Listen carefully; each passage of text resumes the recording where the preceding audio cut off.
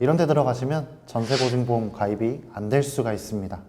그래서 특별히 더 신경 쓰고 조심해야 됩니다. 자칫 잘못하면 토지 소유주가 건물을 철거할 수도 있습니다. 여러분의 보증금도 같이 소멸돼 버리겠죠.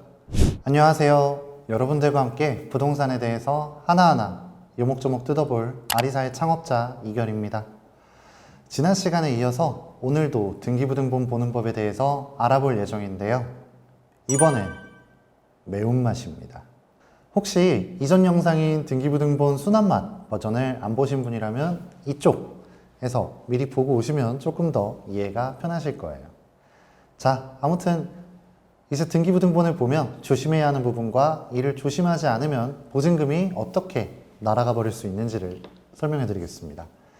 여기 집합건물 등기부등본이 또 있는데요. 여기 나올 만한 내용들이 뭐가 있는지부터 볼까요? 먼저 표제부입니다. 표제부에서는 어느 건물인지 어떤 구조인지가 나온다고 했죠. 이 부분에서는 건물의 용도랑 층별 면적을 같이 살펴봐야 돼요. 저희가 거주 목적으로 살 수 있는 곳은 주거시설, 주택 등으로 적혀 있다고 말씀을 드렸죠. 여기도 보시면 다세대 주택, 근린생활시설 이렇게 써져 있네요. 간혹 근린생활시설로 표시되어 있는 이 집 같은 곳이 있는데 이 용도는 상가, 카페 이런 곳들을 나타내는 곳이에요. 이런 데 들어가시면 전세보증보험 가입이 안 될 수가 있습니다. 그래서 특별히 더 신경 쓰고 조심해야 됩니다. 다음은 여기 대지권의 목적인 토지의 표시 이 부분입니다.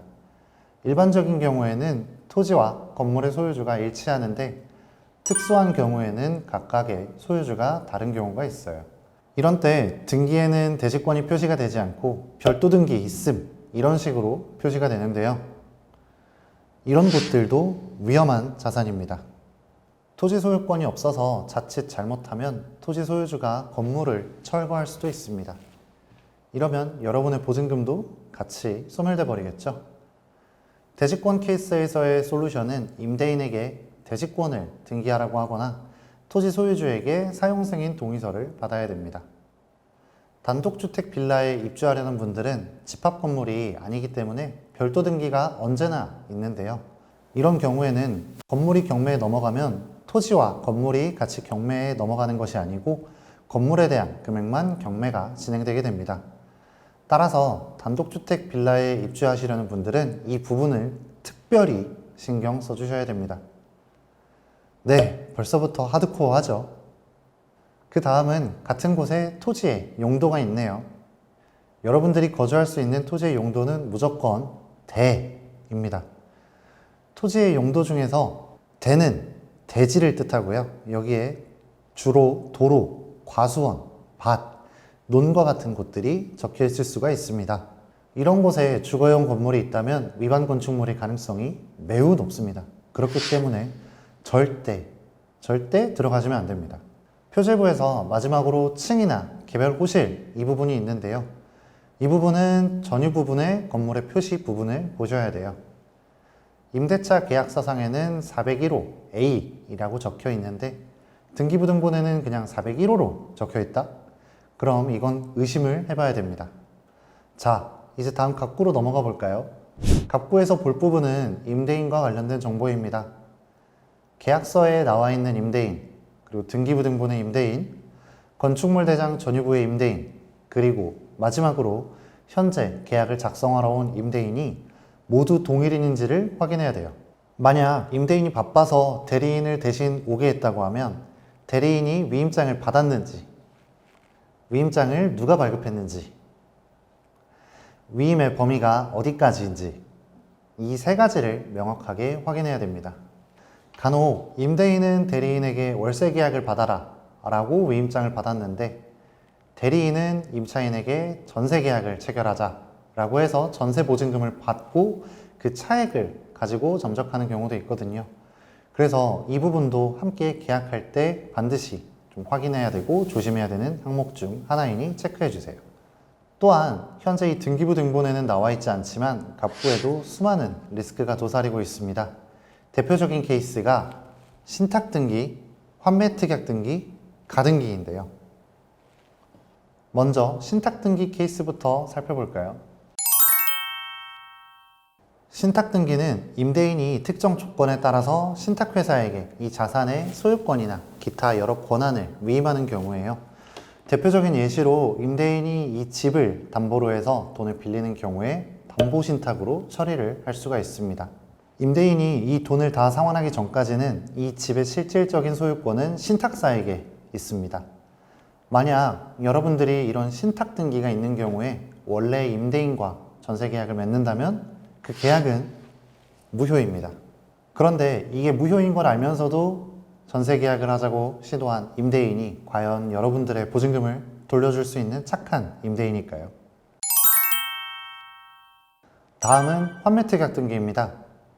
제가 이 집을 PD님에게 판매하면서 판매 대금을 받게 되죠.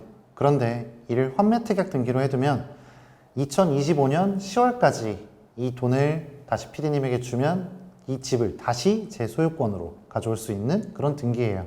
재테크하는 입장에서는 꽤나 괜찮은 방식인 것 같습니다. 왜냐하면 자산의 가치가 빠르게 오르는 시기에는 이 금액으로 매도를 했다가 나중에 다시 똑같은 금액으로 다시 가져올 수 있거든요.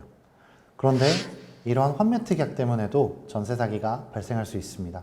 제가 오늘 이 집을 앞에 계신 PD님에게 매도를 하고 판매 대금을 다시 가져오게 된다.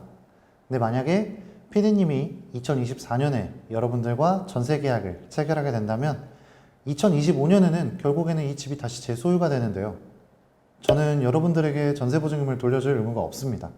여러분들은 반드시 환매특약 등기가 있는 경우에는 현재 임대인에게는 전세 계약서를, 그리고 미래의 임대인이 될 저에게는 사용 동의서를 받아야 됩니다. 그래야 전세 사기로부터 피할 수가 있어요. 자, 갑구에서 마지막은 가등기인데요. 가등기 또한 2명의 임대인이 나타나게 됩니다. 제가 또 PD님께 이 집을 판다고 했습니다.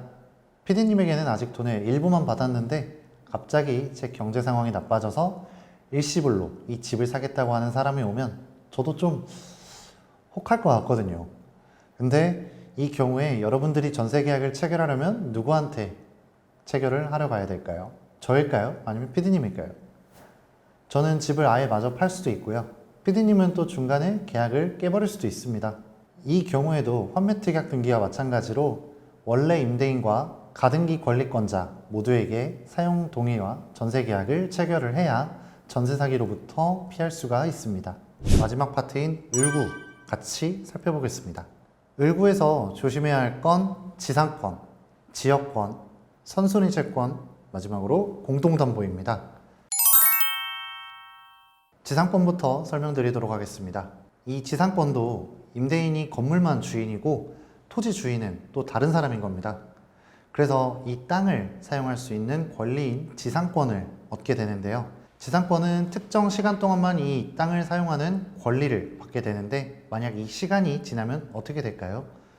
땅 주인이 이 건물을 철거를 할 수가 있습니다.